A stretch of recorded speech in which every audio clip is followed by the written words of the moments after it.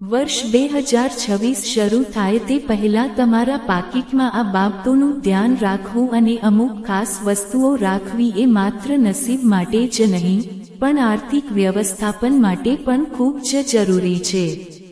શાસ્ત્રો અને મનોવિજ્ઞાન મુજબ જો તમે વર્ષના અંતે તમારા પાકીટને વ્યવસ્થિત કરો છો તો તે આવનારા વર્ષમાં સમૃદ્ધિ લાવે છે।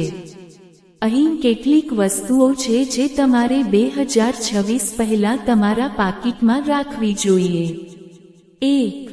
ચોખાના 21 દાણા અખંડિત।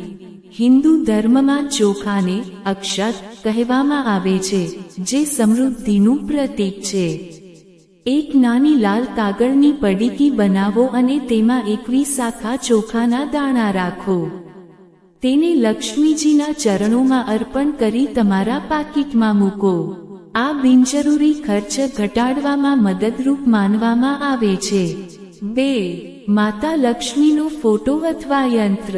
પાકીટમાં બેઠેલા મુદ્રામાં માતા લક્ષ્મીનો નાનો ફોટો રાખવો ખૂબ જ શુભ ગણાય છે।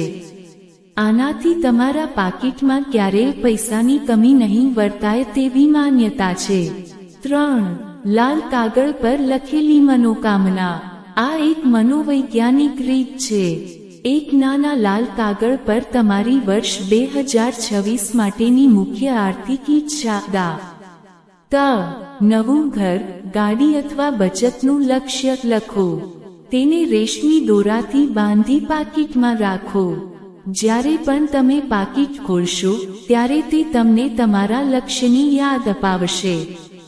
પાકીટમાંથી આ વસ્તુઓ તરત જ બહાર કાઢો। નવું વર્ષ શરૂ થાય તે પહેલા તમારા પાકીટને ક્લીન કરવું પણ એટલું જ જરૂરી છે। જૂના બિલ, જૂના કરિયાણા કે પેટ્રોલના બિલ નકારાત્મક ઉર્જા વધારે છે અને ખર્ચમાં વધારો કરે છે। ફાટેલી નોટો। ક્યારેય પાકીટમાં ફાટેલી કે બહુ જ જૂની નોટો ન રાખવી। મૃત વ્યક્તિની તસવીર। શાસ્ત્રો મુજબ પાકીટમાં પૂર્વજોની તસવીર ન રાખવી જોઈએ। તેના માટે ઘરનું મંદિર કે દિવાલ યોગ્ય સ્થાન છે। વર્ષ 2026 માટે પાકીટમાં એક નવી કડકડતી નોટ, ભલે તે 10, 50 કે 500ની હોય, એવી રીતે મૂકો જેનો તમે આખું વર્ષ ખર્ચ નહીં કરો। તેને લકી મની તરીકે સાચવી રાખો।